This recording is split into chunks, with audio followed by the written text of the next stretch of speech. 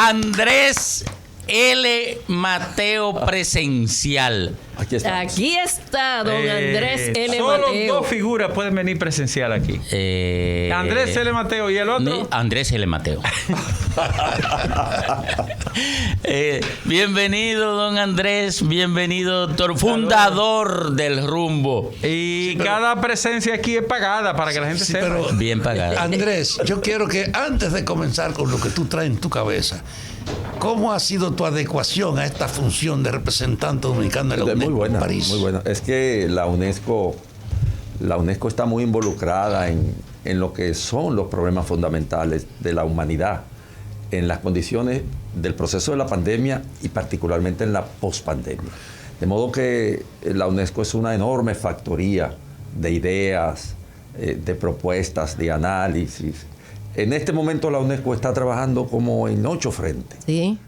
Educación, investigación, ciencia. Por ejemplo, el concepto de ciencia abierta, que en estos días estuve con el ministro de Educación, Roberto Fulcar. Nosotros vamos a comenzar aquí a implementar educación en ciencia desde el primer año de la primaria hasta el último del bachillerato, con robótica, y todo eso lo he estado impulsando con laboratorios especiales en relación con hacer ciencia, porque... ¿Y cuándo iniciaría eso, Andrés? Eso inicia pronto. Nosotros hicimos hace 2 días, junto con el ministro de Educación, el proceso de discusión de la enseñanza de los profesores de ciencias dominicanos, que van a ser en cascada los instructores en materia de robótica. Hay 90 equipos de robótica que han sido donados por UNESCO. Y en el país. Y laboratorios también. ¿Y qué significa eso? Pero eso Andrés? significa que el ministerio va a asumir el proyecto de ciencia abierta. Y lo va a asumir para llenar ¿Y qué es ciencia abierta, Andrés? Ahí voy. Y para llenar un espacio en la tanda extendida, porque hay una enorme cantidad de horas presencia en la tanda extendida sin uso que no se usa. Entonces es importante, por ejemplo, lo que está haciendo, lo que ha descubierto, y esto te concierne, Ricardo, UNESCO, la ciencia no como un enunciado general aprovechable para un país que se supone que no hace ciencia. O sea, nosotros tenemos tecnología, compramos medicina en las farmacias, pero aquí no se hace ciencia propiamente dicho. No. Hay que hacer ciencia porque no se investiga. No se investiga. Entonces, para hacer ciencia hay que comenzar a educar desde la escuela primaria. Crear la cultura. Crear la cultura de la investigación, pero que no tiene que ser complejo. La gente piensa que hacer ciencia es solo los países desarrollados y que un científico es un tigre con los cabellos ensortijados, así con una cara de loco. Y que es matemática y química y física y punto. Y que eso es... No, hacer ciencia es tratar siempre de establecer relaciones de causa-efecto frente a los fenómenos ante los cuales tú te sitúas. Hacer ciencia es investigarlo todo, saber el porqué. Lo que explicaba Ricardo, Sor Juana Inés de la Cruz en su respuesta a Sor Filotea, que le explicaba por qué ella tenía amor por la ciencia. La primera mujer que intentó en el continente americano hacer ciencia como tal fue Sor Juana Inés de la Cruz, que además conocemos como gran poetisa del barroco y que es una personalidad de la cultura universal. Pero ella hacía ciencia, por ejemplo, interrogándose por qué el azúcar se derretía en el agua. ¿Qué ocurría allí cuando tú tirabas un huevo en una superficie caliente y surgía otro tipo de realidad? Irse más allá del dato sensible, más allá de lo que los griegos llamaban la doxa, es hacer ciencia. Pero además, en la Declaración de los Derechos Humanos del 1946, la ciencia es un derecho humano. O sea, los países están obligados a hacer ciencia en virtud de los derechos humanos. Y lo que mejor lo ha demostrado es la pandemia. ¿Qué ha ocurrido con la pandemia? Bueno, que los países que no producen a partir de sus propios presupuestos investigaciones han tenido que estar supeditados en esta enorme guerra de las vacunas a lo que los países poderosos han querido. A la voluntad de los grandes. De los grandes.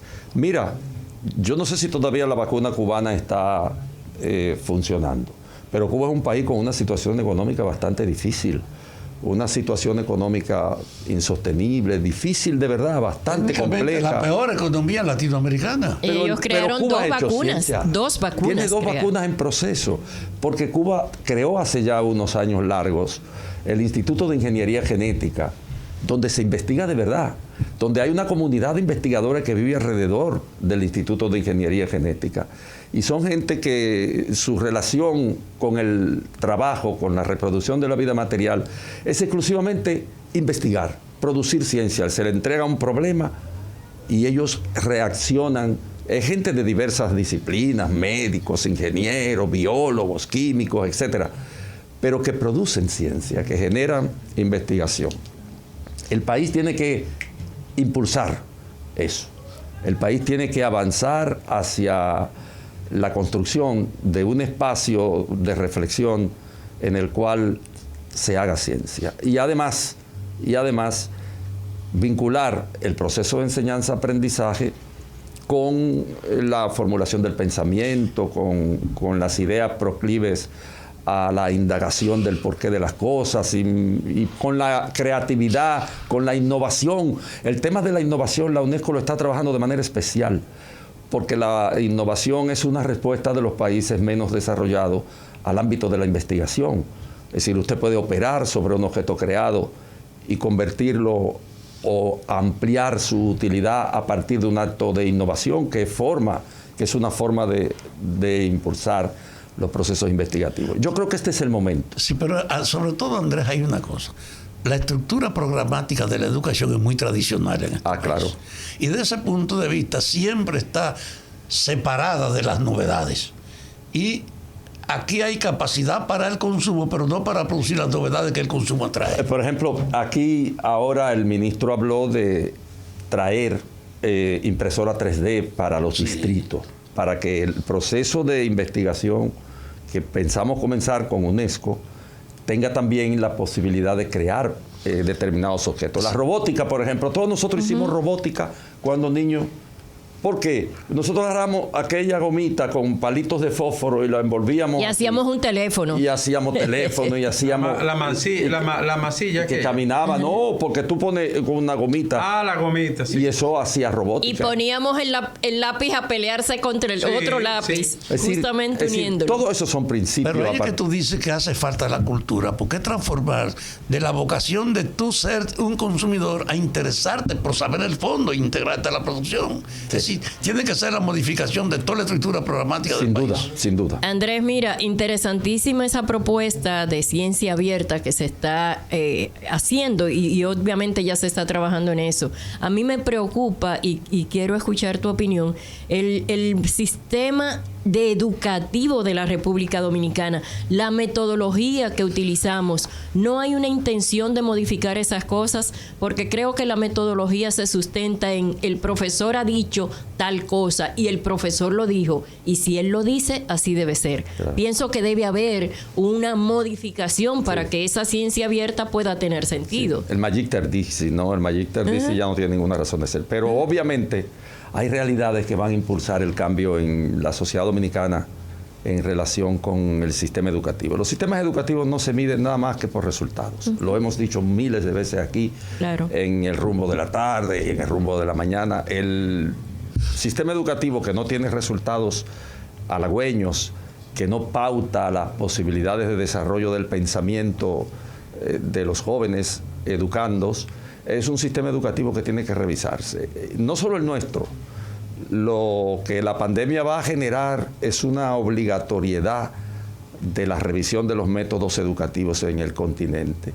Nosotros tenemos un continente muy estragado. Miren, ahorita yo oí a Cándido Mercedes hablando aquí sobre el tema de la pandemia. Si ustedes se ven los datos de las instituciones internacionales en tema económico, se van a dar cuenta que de la estrategia de recuperación pronosticada, el continente que menos posibilidad de recuperación tiene es el nuestro. El promedio será 5.8, nosotros entraremos en el promedio de 2.5. Continentes como África tienen 4.1, 3.8. Nosotros, el continente americano, vamos a tener 2.1, 2.4. Y hay un montón de problemas relativos a la inequidad. El nivel de deserción, por ejemplo, en los ámbitos educativos con motivo de la pandemia, en nuestro continente es muy superior. Wow. Incluso en el caso concreto de la inequidad que se proporciona a partir de los datos respecto de la deserción femenina. Es decir, hay una enorme deserción femenina después de la pandemia en el continente americano.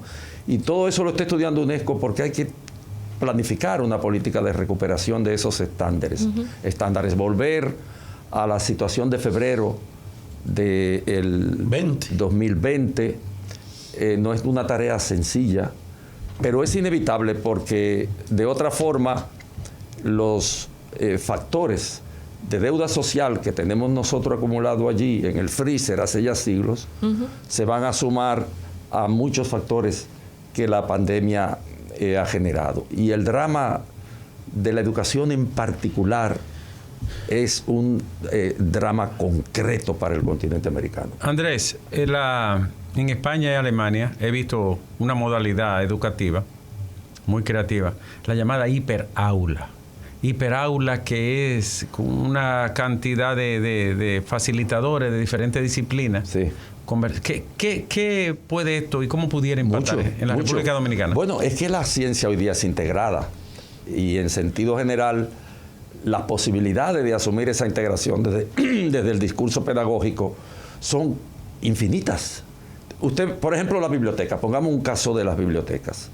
Las bibliotecas ya no son el sitio donde estaban almacenados los libros físicos. Usted puede tener una biblioteca física, pero usted tiene una opción, comenzando por la propia Biblioteca Universal de la UNESCO, sí, o comenzando por emporios, reservorios bibliográficos como el Cervantes, o el que está en Inglaterra en lengua inglesa.